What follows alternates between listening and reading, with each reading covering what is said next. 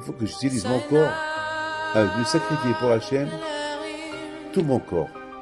Mes mains, mes pieds, mes yeux, mes oreilles, mon corps, mon cœur, tout pour Hachem. Oh là Hachem. Nuit et jour. Être prêt à me sacrifier pour Hachem, nuit et jour.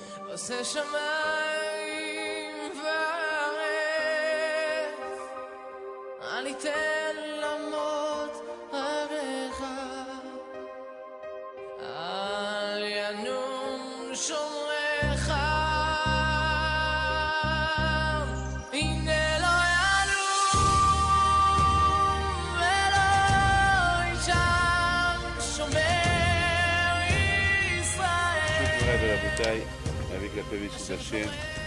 Ce cours de Torah, je le fais à la mémoire de Shalom Ben Miriam Ben Yeshua Zechron Lebracha, et que son Esguer c'est le 21 mars à Onsel, et que Hachem repose son âme en paix.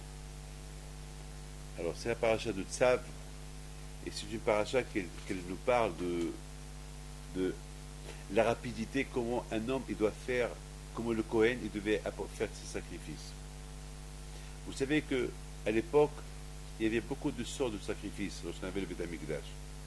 Il y avait les sacrifices des fautes qu'on fait, il y avait les sacrifices que le Kohen il avait une part, ceux qui apportent le sacrifice aussi ils avaient une part du sacrifice, et il y a un sort de sacrifice qui s'appelle Ola.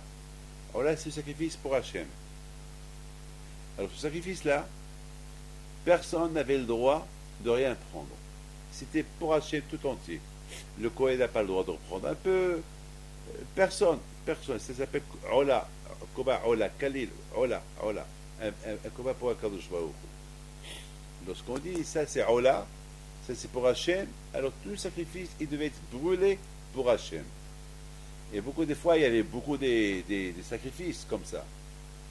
Alors, alors les Kohanim étaient obligés de rester toute la nuit réveillés, jusqu'à qu'il n'y ait plus de jour et nuit. Toute la nuit, ils devaient rester réveillés jusqu'à ce que tout brûle. Et vous savez, c'est pas facile. Hein? Vous savez que le Kohen, finalement, vous savez très bien, le fait qu'il n'a aucun gain de ce sacrifice-là, il peut le faire un peu avec atzlut, avec beaucoup de avec légèreté, avec un peu de fainéantisme. Alors c'est la raison pourquoi la Torah dit Tzav c'est zirouz, c'est-à-dire il faut qu'ils fassent c'est pas parce qu'ils n'ont qu'un gain qu'ils vont le faire avec du fainéantisme, non, il faut qu'ils le fassent avec zrizout, avec enthousiasme, et même lorsqu'il devait enlever les cendres, après, en enlevant les cendres, il va se salir. Qui change ses vêtements, qui enlève les cendres. Ça, c'est la raison pourquoi la Torah parle de Tzav. Alors, je pense que, aujourd'hui, il n'y a pas de Beth Amikdash. D'accord? Alors, pourquoi la Torah, elle nous parle beaucoup de cette mitzvah-là? Moi, je pense peut-être que la Torah, elle aurait pu nous parler des mitzvot qu'on fait, par exemple, pour toutes les générations. Mais cette mitzvah-là, c'était à l'époque de Beth Amikdash, on n'avait pas besoin que la Torah nous parle de ce korban Ola, ce korban parce que le Kohen, il n'a pas de gain, il n'a rien gagné dans ce sacrifice-là, alors la Torah lui parle avec un langage de zrizout, un langage dur, fais cette mitzvah rapide, fais-la bien. C'est pas parce que tu gagnes rien du tout, tu vas la faire avec beaucoup de faiblesse. Non, il faut la faire avec enthousiasme, comme si tu gagnes. Mais aujourd'hui, il n'y a pas cette mitzvah. C'est vrai, c'était une mitzvah qu'elle se faisait à l'époque que le Beth Amikdash Kayam. Mais moi, je pense peut-être que la Torah, elle aurait pu nous parler plutôt des mitzvot qu'on doit faire jusqu'à que Mashiach va venir, des milliers d'années. Cette mitzvah-là, elle aurait pu être une mitzvah, pas avec toutes les mitzvot que Moshe Rabbeinu il a appris dans le mont Sinaï, qui ne sont pas écrits dans la Torah. Vous savez, il y a beaucoup de mitzvot qui ne sont pas écrits dans la Torah. Vous savez, si Moshe Rabbeinu devait écrire tous les mitzvot qu'il a reçus dans le mont Sinaï, il nous faut au moins des milliers de livres. des milliers de livres. Des milliers de livres. Mais Hachem, il a écrit dans la Torah uniquement les mitzvot essentiels et les mitzvot et certains mitzvot qui sont aussi essentiels, mais Hachem il a dit à Moshe, je les enseigne, c'est pas les pays des écrits de la Torah. Mais ils sont quelque part mentionnés comme ça dans la Torah, mais sans plus. Moi je pense que c'est mieux que Hachem, il mentionne dans la Torah les mitzvot qu'on a besoin, les mitzvot qui sont liés avec le juif jusqu'à quand Mashiach il va venir. Pas que les mitzvot qui sont liés avec le juif, inclus le Beit HaMikdash, il est construit. Entre vous et moi, total, le Beit HaMikdash, le premier et le deuxième, combien il est resté à sa place? Combien de temps il est resté construit? 850 ans peut-être, pas plus. Ah, pour 850 ans, et le juif il existe depuis 3500 ans. Donc c'est mieux que la Torah nous écrit des mitzvot qu'on a besoin. Et les mitzvot et korbanot, c'est pas la peine d'écrire dans la Torah. On peut les apprendre à la Chal Moshe Sinaï. Les mitzvot, comme certains mitzvot que Hachem les a enseignés à Moshe Rabbeinu, dans Moshe Sinaï qui ne sont pas écrits dans la Torah. Vous savez, c'est quoi la raison? Parce que cette mitzvah de Ola, le sacrifice de Ola, il y a beaucoup à apprendre. Même que le Beit HaMikdash, il n'existe pas, mais le Korban Ola, c'est toi, c'est l'homme. Hachem, il veut que l'homme, il soit maintenant à la place du Korban Ola, à la place du sacrifice Ola. C'est quoi? Il faut que j'utilise mon corps à me sacrifier pour Hachem, tout mon corps, mes mains, mes pieds, mes yeux, mes oreilles, mon corps, mon cœur, tout pour Hachem. Ola l'Hachem. Nuit et jour. Être prêt à me sacrifier pour Hachem, nuit et jour. Et c'est la raison pourquoi la Torah, vous avez compris, c'est pour ça que la Torah, elle a écrit, c'est vrai, que peut-être on peut dire, c'est sans plus, ces mitzvot-là. On n'a pas besoin aujourd'hui parce qu'il n'y a pas de Beit HaMikdash. Oui, il n'y a pas de Beit HaMikdash, il n'y a pas ce sacrifice qui s'appelle Ola, Kalil Hachem, un sacrifice tout entier pour Hachem, mais il y a toi. Toi. C'est la raison pourquoi c'est écrit dans la Torah, pour que ça nous réveille, que chaque juif il doit savoir qu'il doit que pour n'importe quelle mitzvah, il doit la faire pour Hachem avec tout son corps. C'est très dur d'être et matériel et spirituel. Très dur. Ah ben oui. C'est Hachem, il t'a donné le matériel, c'est pour le champ.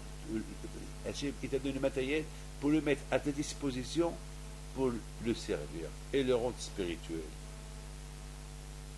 Beaucoup des fois, mes amis, c'est très très dur.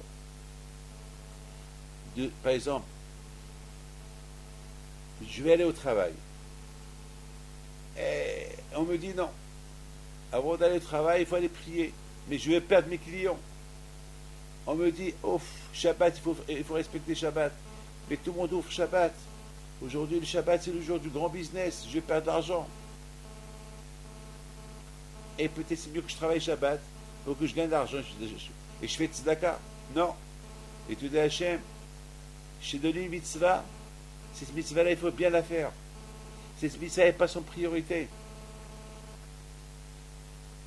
Sacrifie ton temps, ton argent, tout pour faire cette mitzvah-là. C'est vrai, tout le monde gagne de l'argent Shabbat. N'aie pas peur. Toi, ne travaille pas Shabbat. Toi, respecte Shabbat. Et l'argent que je vais perdre, kapara. Par rapport à la mitzvah que je t'ai donnée, tu vas gagner autre chose. De toutes les façons, l'argent gagné Shabbat, il n'y a pas de bracha.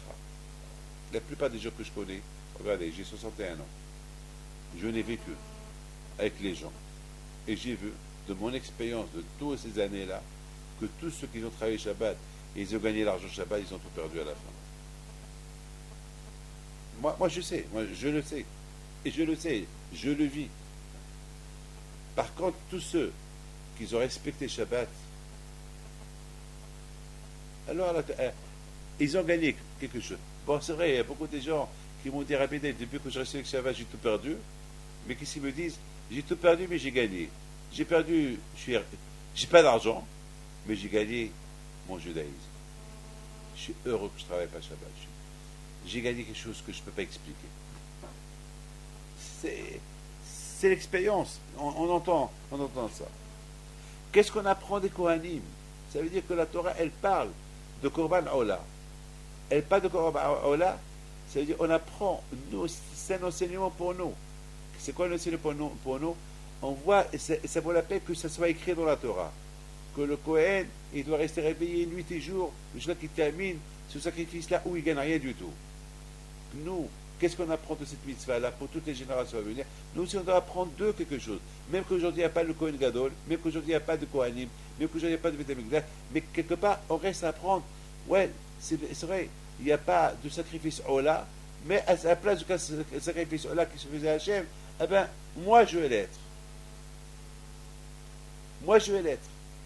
Et j'apprends du Kohen que même ce Kohen-là, où il n'avait aucun gain dans ce sacrifice-là, il le faisait avec enthousiasme, avec amour, sans voir le temps qui perd, sans voir les vêtements qui se salissent. Le contraire, il va encore les rechanger. Il ne voit pas de perte. Moi aussi. J'apprends de Kohanim que mon service à Hachem, il doit être d'une manière qu'il ne faut pas que je vois que je perds, que je contraire, je le fais avec amour pour Akadosh Baruch Hu. Vous savez très bien, lorsqu'un homme il commence à penser qu'il a une perte en faisant une mitzvah, il va rentrer dans la dépression. C'est la raison, c'est qu'est-ce qu'il faut faire? Il faut la faire rapide. Avant que le Yetzirah commence à t'embêter, fais-la vite. Devance le Yetzirah. Parce que lorsque je commence à réfléchir, je la fais ou je la fais pas, je fais cette mitzvah, je la fais pas. Pendant ce laps de temps, le Yetzirah commence à te poser de ne pas le faire. Mais avant que tu commences à penser, fais-la. Fais-la. Et tu gagnes. Fais-la et tu gagnes. Vous savez, je voudrais vous dire quelque chose. Aujourd'hui, je vais parler du mont Sinaï. Parce que toutes ces mitzvot-là ont été données au mont Sinaï. Il faut savoir une chose. Pourquoi le mont Sinaï a eu le zéchout que la Torah a été donnée sur le mont Sinaï? Nos sages, ils disent beaucoup de raisons. Vous avez bien remarqué que le mont Sinaï, aujourd'hui, il n'y a pas de touristes. Aujourd'hui, les gens ils vont au Kotel, les gens ils vont à Hebron, les gens ils vont à Essaouira, à l'Aïloula de Rabbi Pinto, ils vont dans les Tzadikim. Mais au mont Sinaï, personne ne va. Le contraire, c'est au mont Sinaï qu'on devait aller. Pourquoi? Parce que c'est là-bas où on a reçu la Torah. C'est là-bas où on a fait connaissance avec Dieu. Le contraire, c'est là-bas. Vous savez ce qu'est la réponse? Hachem n'a pas voulu qu'on vénère le mont Sinaï. Pourquoi? Parce que Hachem, lorsqu'il a dit aux Juifs de quitter le mont Sinaï pour entrer en Israël, chaque Juif, il a pris avec lui un peu du mont Sinaï. Donc le mont Sinaï, la sainteté du mont Sinaï, elle n'est plus là-bas. Chacun, il a pris avec lui. Ça veut dire que ce n'est pas la paix qu'on va jusqu'au désert du Sinaï pour pèleriner le mont Sinaï. Le mont Sinaï, on l'a porté, il est là dans le cœur, il est là avec nous. Il est là, chaque Juif. Et tous les Juifs, ils ont reçu la Torah d'Hachem. Nous tous, on était là-bas. Donc nous tous, on a pris un peu de Har Sinaï. Nous tous, donc c'est pas la paix qu'on retourne. Il n'y a rien, parce qu'il n'existe plus le mont Sinaï. C'est vrai. Il existe le mont Sinaï. Mais la sainteté qui est, c'est pour cela, le côté Ma'aravi, la sainteté du côté Ma'aravi, elle est restée. La sainteté de Hebron, elle est restée.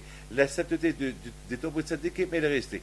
Mais la sainteté du mont Sinaï, elle n'est pas restée, parce que chacun il a pris avec lui une portion. Chacun, selon ce qui va être dans sa vie, il a pris de là-bas. Moi aussi, j'ai pris là-bas. Parce que nous tous, on était à mont Sinaï. La Gemara raconte qu'il y avait une fois un rave qui pleurait. Il a vu une pierre, et on laissé la pierre, il a commencé à pleurer, il l'embrasse. Ils lui ont dit, pourquoi tu embrasses cette pierre? Il leur a dit, cette pierre-là, c'est comme le mont Sinaï. Sur cette pierre, Bel'Azri s'est assis, il a étudié la Torah. Ça veut dire que là, on étudie la Torah, on rend l'endroit de Har Sinaï. C'est de la folie. Vraiment, c'est de la folie. C'est de la folie. Et je pense, aller à Har Sinaï, écoutez bien, c'est par exemple, on nous dit que Har Sinaï, il a la valeur de la sainteté comme le Kotel. Ce serait un grand sacrifice d'aller à Har Sinaï. Alors, Hachamim, ils te disent, c'est pas la peine de se sacrifier jusqu'à Har-Sinaï. Har-Sinaï, il est à côté de toi. Si tu veux faire un sacrifice, c'est pas la peine d'aller à Har-Sinaï, au Mont Sinaï. Il est à côté de toi. Fais semblant, là où tu es, là-bas tu as reçu la Torah. Et fais-le, fais la mitzvah, voilà. Maintenant, je voudrais vous poser une question. Est-ce qu'Akash il avait besoin de donner la Torah sur une montagne? Pourquoi Akash n'a pas donné la Torah sur une plaine? Pourquoi une montagne? Pourquoi? Vous savez, mes enfants, au mont Sinaï, ils ont dit les Juifs, on accepte la Torah.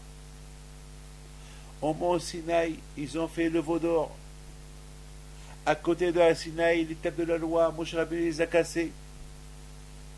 À côté du mont Sinaï, écoutez bien, le veau d'or a été brûlé. Moshe Rabbeinu a brûlé le veau d'or. Au mont Sinaï, les Juifs, ils ont fait Teshuvah, ils ont été pardonnés. Au mont Sinaï, ils ont construit le tabernacle. Tout le judaïsme s'est construit au mont Sinaï. Et lorsque les Juifs ils ont quitté le mont Sinaï, chacun il a pris avec lui tous ces événements qui se sont passés au mont Sinaï. Mais surtout une chose qui s'est passée au mont Sinaï. Vous savez quoi? Lorsque Moshe Rabbeinu est descendu avec les tables de la loi, et il a vu les Juifs faire le veau d'or. Vous savez, d'où Moshe Rabbeinu il descend du ciel. Le ciel, c'est quoi? On l'appelle le monde de la vérité. Il voit quoi? Le veau d'or. Ce veau d'or, il se trouve où? Dans le monde du mensonge. C'est la première fois que les deux mondes ils se rencontrent, la vérité et le mensonge. Et Moshe Rabbeinu, il prend les tables de la loi, il les casse. Et pourquoi il les casse? Il dit aux Juifs, c'est pas possible que le mensonge et la vérité vivent ensemble.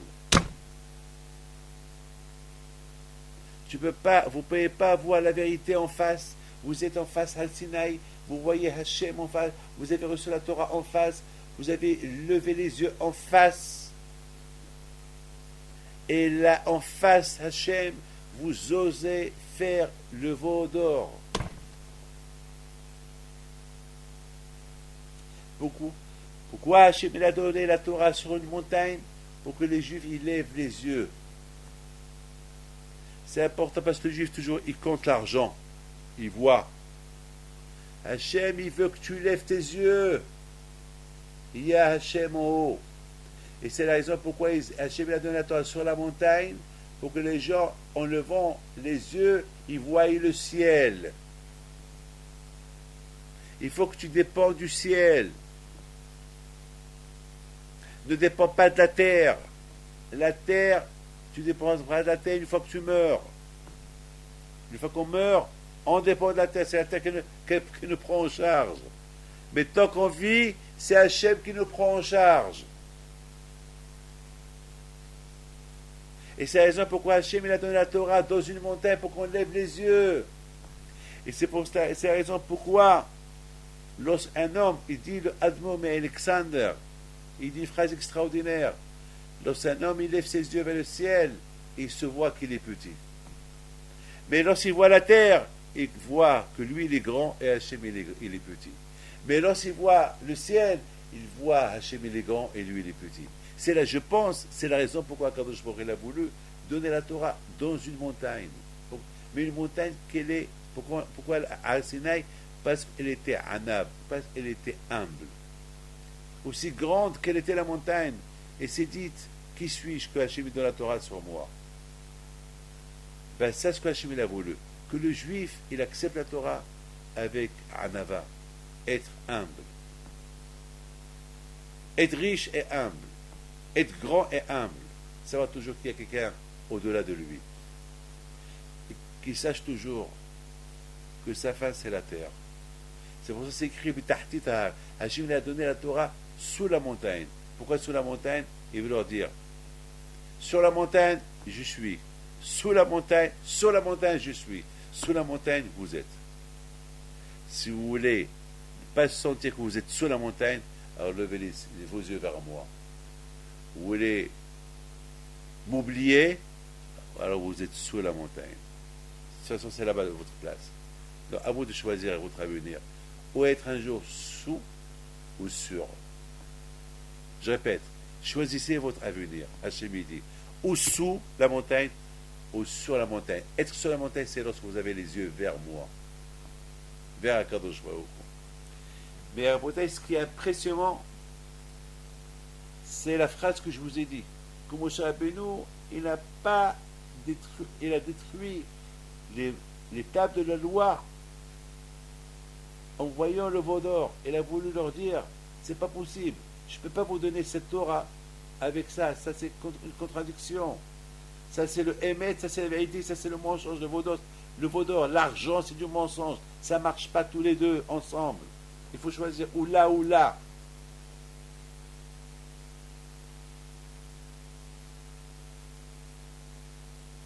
Mes enfants, il y a une fois une histoire que je vais vous raconter. Il y a une fois Hafetz Haïm alav shalom. Il était dans un restaurant. Il voit un juif qui il avait l'air d'un vraiment pas religieux du tout. Il mangeait n'importe quoi.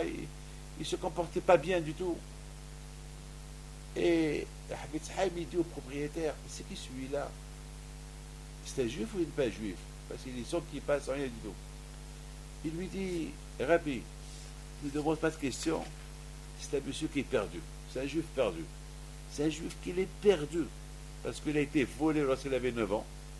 Et pendant presque 40 ans, il a vécu que dans l'armée russe. Il se comporte comme un goy.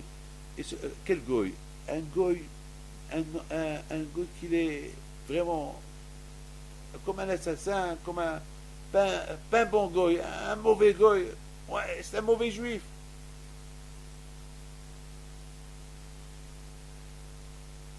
Il se comporte comme un animal. Il n'est même pas digne d'être un homme. Il n'est pas digne d'être un homme. Qu'il soit juif ou pas juif, il n'est pas digne de l'être. Alors Hafetz Haïm dit, mais c'est pas grave, je vais aller chez lui quand même lui parler. Il a dit, monsieur le rabbin, ne perdez pas le temps, il risque de vous frapper. C'est un monsieur qui est dangereux. Il peut te tuer. Il est alim, il est dur. Bon, Hafetz Haïm, qu'est-ce qu'il fait? Il va vers lui. Et le juif était en train de manger. Il lui dit, qu'est-ce que tu veux? Il dit, rien. Je suis venu m'asseoir à côté de vous parce que j'ai entendu votre histoire. C'est impressionnant. J'ai entendu que vous avez été volé de vos parents à l'âge de 9 ans. Et vous avez souffert pendant presque 20 ans en Sibérie et dans l'armée de Nicolas. Et pendant 40 ans, vous avez souffert. Et malgré tout, vous êtes dans un restaurant cachère. C'est extraordinaire, j'ai jamais vu ça. Je suis jaloux de toi. Vraiment, peut-être moi, si j'étais à ta place, j'aurais tout perdu. J'aurais perdu mon judaïsme. Et toi, tu as maintenu ton judaïsme. Vraiment. Et tu es fier de dire que tu es juif. Vraiment, je suis jaloux de toi. Vraiment, merci. Merci à Hachem que j'ai rencontré un juif comme toi. Parce qu'un juif comme toi qui a vécu pendant 40 ans avec des sauvages, et qu'il a maintenu à rester un bon juif, c'est extraordinaire. La façon comment Hafetz Haïm a parlé avec ce juif, il a commencé à pleurer. Il a réveillé en lui sa jeunesse lorsqu'il avait 9 ans. Il est retourné dans la Torah. Qui a sauvé ce juif-là? Eh bien, l'humilité de Hafetz Haïm. C'est ça, Har Sinaï. Har Sinaï, chacun il a pris avec lui de Har Sinaï quelque chose. Déjà la Torah de Har Sinaï et l'humilité qu'elle avait de la montagne de Sinaï, qui s'est dit, qui suis-je moi pour recevoir Hachem? Et Hachem il a dit, puisque tu parles comme ça, je te choisis comme montagne où je vous donne la Torah à Israël. C'est extraordinaire, c'est extraordinaire. Ça veut dire maintenant on comprend que pour étudier la Torah, pour être un bon juif dans la Torah, il faut l'humilité, il faut la anava. Et si il n'y a pas de anava, on a tout perdu. On a pris aussi la anava de Har Sinaï. C'est pas que la Torah. L'humilité de Har Sinaï, on l'a pris avec nous. Moshe qui bet Torah mi Sinaï. Moshe il a reçu la Torah de Sinaï. Pourquoi on dit Moshe elle a reçu la Torah de Sinaï? Parce que la Torah, elle est étudiée avec humilité. Lorsqu'on fait la Torah avec humilité, c'est ça le plus grand sacrifice. C'est pas je fais la Torah, je fais le mitzvot en se montrant avec orgueil. Non. Il faut être comme Moshe. Moshe était anav, était humble. Pourquoi Moshe était humble?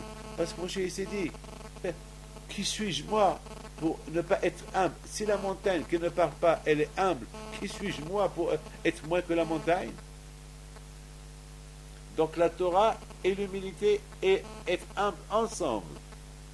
Et je pense que c'est ça le sacrifice. Un rabbin qui est calé dans la Torah et que tout le monde lui embrasse les mains, tout le monde lui fait kavod, il a toutes les raisons pour être orgueilleux. C'est très dur. Mais il faut qu'il voit dans la Torah, que le kavod il appartient à la Torah et pas à lui. Malheureusement, un homme mort, il ne peut pas être orgueilleux. Un homme vivant, il peut être orgueilleux. Mais un homme vivant, s'il se travaille, s'il se sacrifie, il peut ne pas être orgueilleux. Et c'est ça. Pour être korban ola, pour être un korban tout entier pour Hachem, si un juif il va être un sacrifice tout entier pour Hachem, il faut qu'il sache, il faut qu'il soit petit. Il faut qu'il soit petit. S'il est petit, alors tout ce qu'il va faire, c'est pour Akadosh Baruch Hu. Mais s'il se sent quelque chose, alors tout ce qu'il va faire, c'est pour lui. Donc Akadosh Baruch Hu dit, moi et toi, on ne peut pas vivre ensemble. Moi et toi, on ne peut pas. Allez, fous-moi la paix, je ne vais pas te voir. Allez, va-t'en de là. Vous savez, on dit que j'ai noté ici quelque chose. Cette semaine, j'ai reçu une femme. Elle pleure. Elle pleure. Elle me dit, ma fille, elle est avec un voyou. Elle est avec un voyou. Elle pleure, elle est vraiment avec un voyou. Elle sort toute la nuit. Elle vient que le matin. Elle a que 16 ans.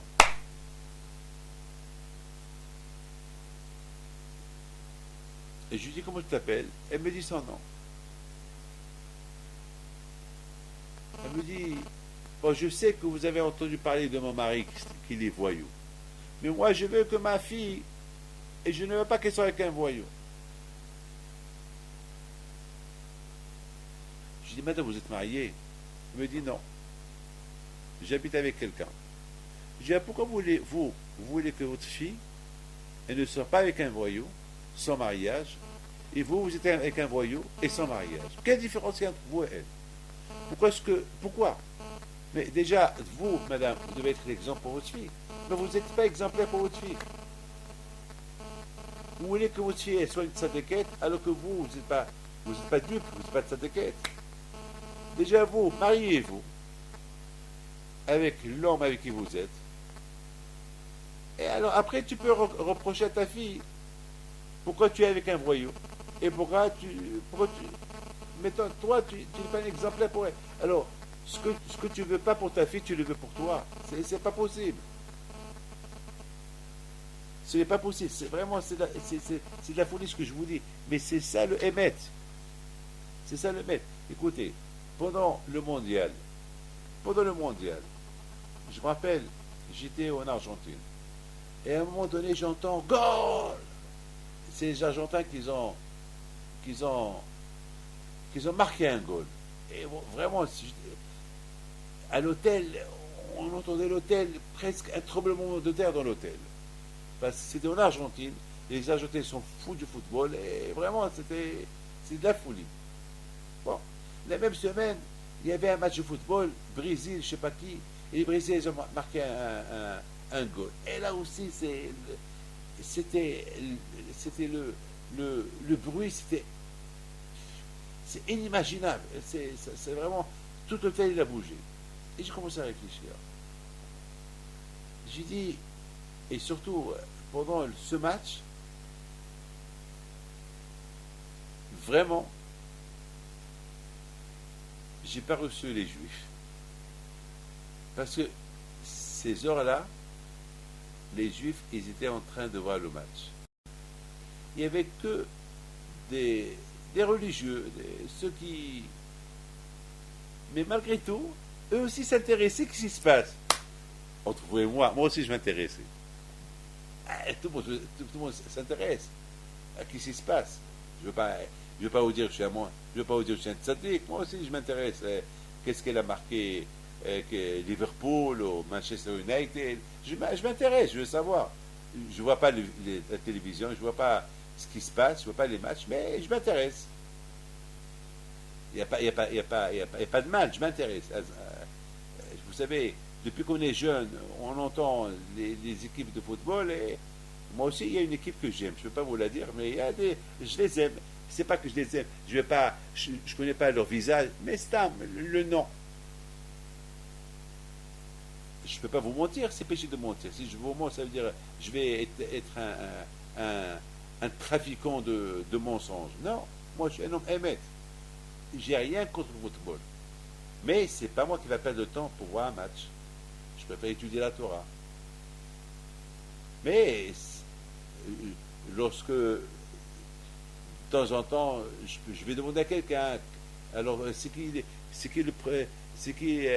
a gagné la Ligue de la France, qui a gagné l'Angleterre, je m'intéresse de temps en temps, mais c'est pas chaque jour. Je suis pas un fou de football, mais je m'intéresse.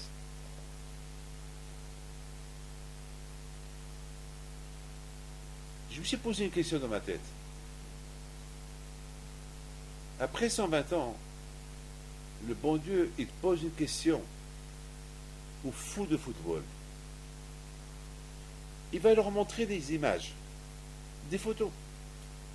Il va leur montrer comment ils étaient en train de se préparer pour voir le match France-Brésil, au Brésil-Argentine, toutes les préparations, et comment ils sont assis en face à la télévision, ou comment ils sont assis au stade. Moi, j'en connais quelqu'un qui est parti, une équipe qui sont partis jusqu'à la Sud-Afrique pour voir des matchs. Ils sont partis pour un jour. Bon, leur équipe, elle a perdu, ils sont retournés. Mais pour vous dire,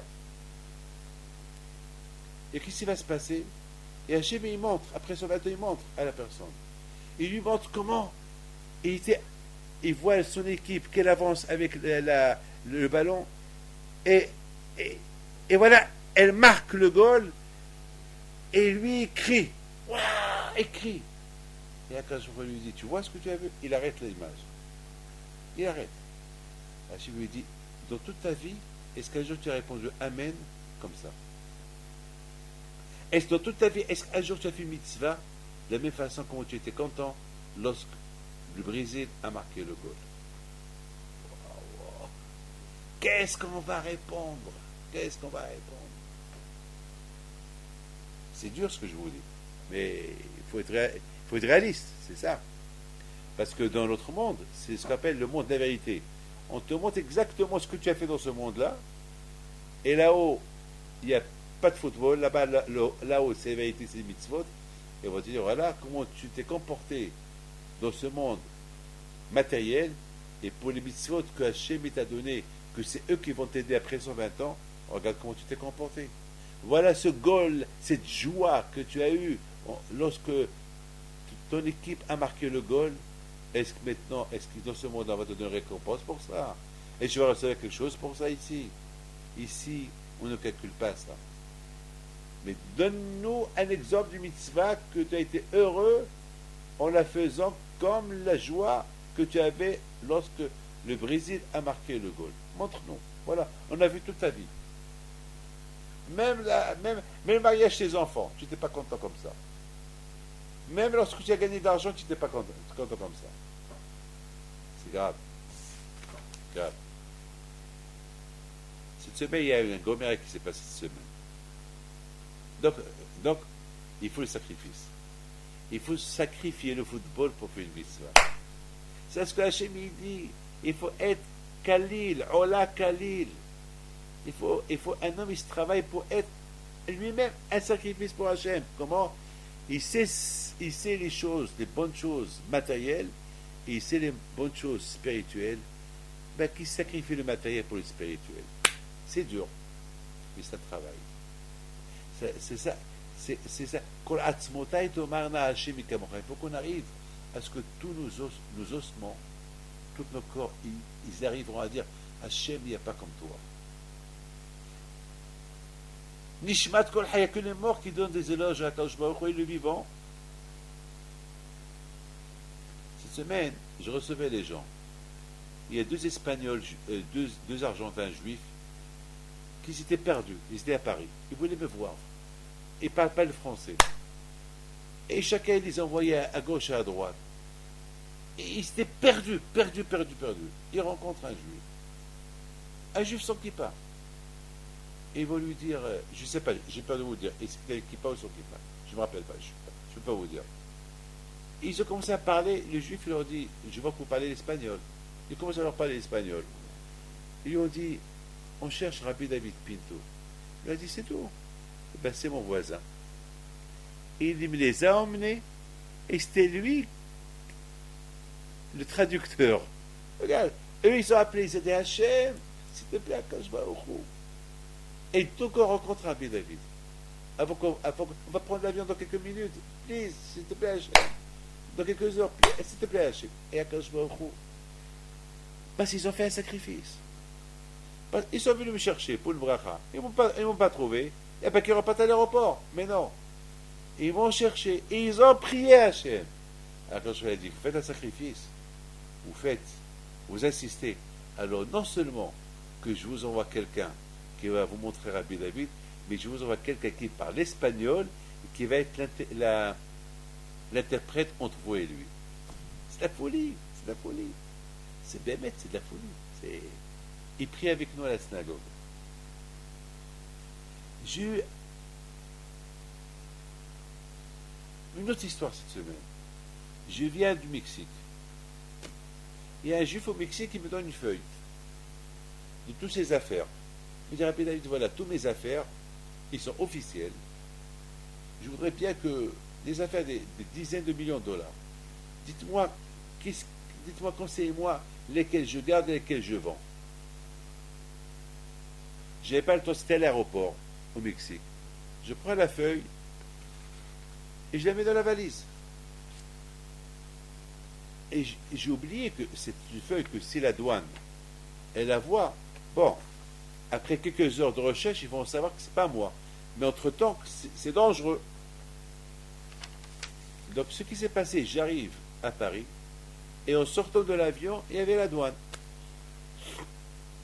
Les gens y passent, on montre le passeport. Moi et mon fils, on nous arrête, passeport. Vous avez quelque chose à déclarer? Non. Et vraiment, on n'avait rien déclaré. Vous avez de l'argent? J'avais 2-3 000 dollars. Je les ai déclarés. Pas de chèque, pas de chèque. Vous avez des valises? Oui. Combien? Une valise. Et qu'est-ce que vous faisiez au Mexique? On est parti, moi je reçois les gens, je fais des conférences. Et celui-là, c'est mon fils. Il m'a accompagné. Très bien. Vous êtes sûr qu'il n'y a rien à déclarer? Non. J'ai complètement oublié qu'il y avait cette feuille. Et soudainement, je pense, j'ai dit, oi, oi, oi. Et cette feuille-là qui est à l'intérieur, qui m'a donné ce juif-là pour que je vois, qu'est-ce qu'ils vont dire? Ils ouvrent la valise. Ils le met par terre, elle l'ouvre. Elle prend la feuille dans ses mains. Elle la regarde. Il y avait là-bas tous les chiffres. Tout. Elle me dit, c'est quoi ça? Je dis, ça, c'est un juif qui me l'a donné. Il veut que je lui dise. Il veut que je suis un rabbin. Je lui donne des conseils.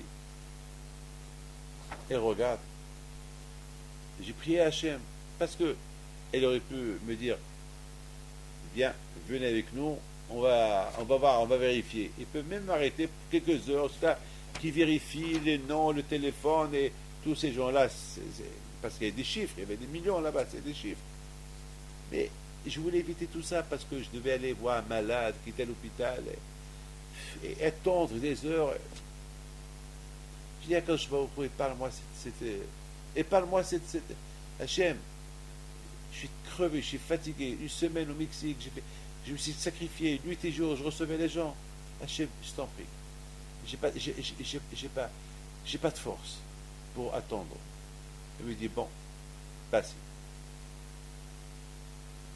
Et je prends la feuille, et lorsque je commence à voir la feuille, c'était vraiment des gros chiffres.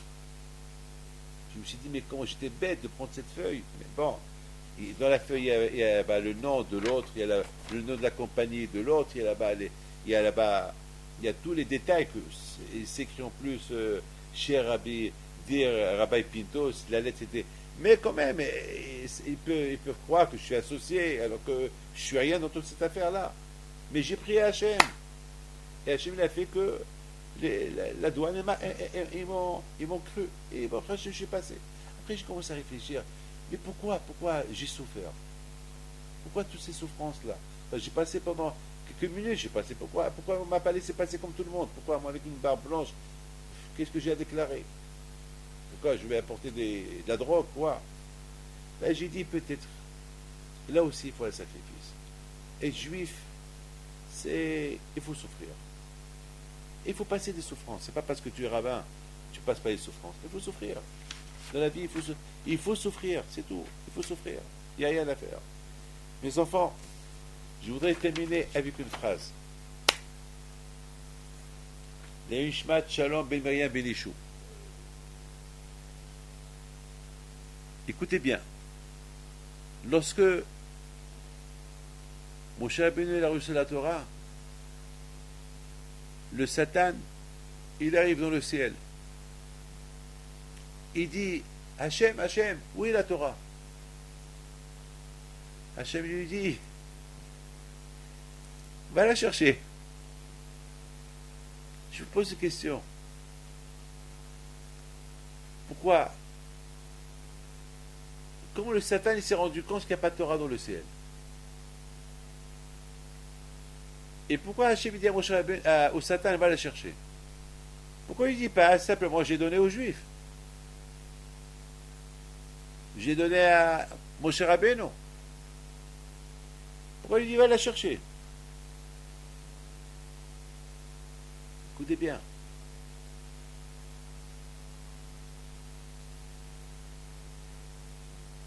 Dans notre monde, c'est le monde de la vérité. Le monde de la vérité est le monde où on ne sent que la vérité. Le Satan, il arrive là-haut. Il sent qu'il y a quelque chose qui manque. Parce que la Torah, elle s'appelle Emet.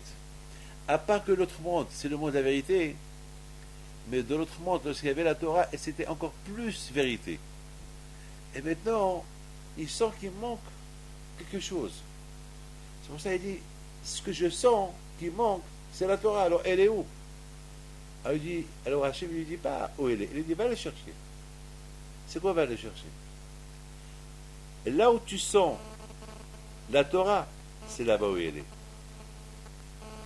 Parce que la Torah, c'est la vérité. Elle est où? Elle est ici, dans ce monde-là. Alors, tu la sentiras chez celui qui l'étudie. C'est beau, hein? Tu la sentiras chez celui qui... Tu la sentiras chez... C'est-à-dire que la Torah, elle n'est plus là-haut, elle est en bas. C'est-à-dire que même qu'en bas, c'est le monde du mensonge, avec la Torah, on rend ce monde-là le monde de la vérité. Mais on comprend pourquoi Moshe Rabbeinu, lorsqu'il a pris les tables de la loi, il les a cassées. Pourquoi il les a cassées? Il les a cassées, il a voulu dire au béni Israël, moi, avec ces tables de la loi, je voulais rendre ce monde le monde de la vérité. Et avec ce que vous avez fait, le monde y restera. Le monde du sheker, le monde du mensonge, et à vous de travailler pour le rendre de vérité. Avec la Torah. C'est la folie. Le monde de la vérité et le monde du mensonge, ils se sont rencontrés pendant une seconde. Une seconde. Une seconde, ils se sont rencontrés. Lorsque Moshe descend avec l'état de la loi, et lorsqu'il y avait le veau d'or. Mais qui a gagné? La vérité. Parce que Moshe Rabbeinu, il a cassé exprès, mais il a brûlé le veau d'or. Il l'a brûlé, il l'a rendu à néant. Il dit maintenant, je vais remonter dans le ciel pour apporter d'autres tables. d'autres tables de la loi. Mais il aura prouvé que la vérité, c'est la vérité, et le mensonge, c'est du nul. La preuve, voilà, le veau d'or, il l'a brûlé. Et si le veau d'or était fort, pourquoi il n'a pas résisté? Mes enfants, je termine. Le mont Sinaï, il nous rappelle le veau d'or. Il nous rappelle Matan Torah.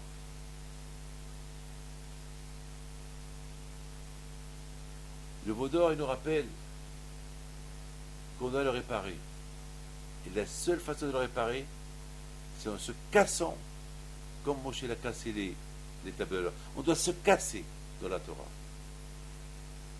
On doit se casser, on doit se soumettre.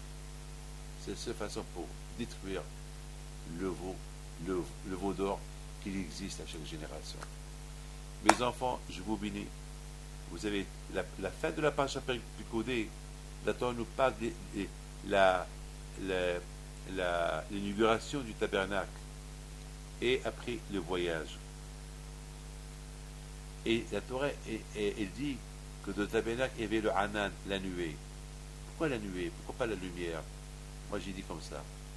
Le tabernacle, c'est le symbole de la synagogue, du Beth Midrash, de la Torah. Parce que dans le Mishkan, il y avait le Aaron, l'arche de l'alliance, où il y avait la Torah. Hanan, les nuées, c'est les problèmes. C'est-à-dire que même lorsque tu as des problèmes, il faut étudier la Torah. Comme il dit le Rambam. Le Rambam me dit, même si tu es malade, même si tu es pauvre, il faut étudier la Torah. C'est pour ça que je prie apporter le Hanan, les nuées avec le Beth Amikdash. C'est-à-dire qu'avec tous les problèmes que tu peux avoir, n'oublie pas la Torah. Il faut accepter les problèmes et voyage. Va avec la Torah et tu réussiras. Que le bon Dieu vous protège.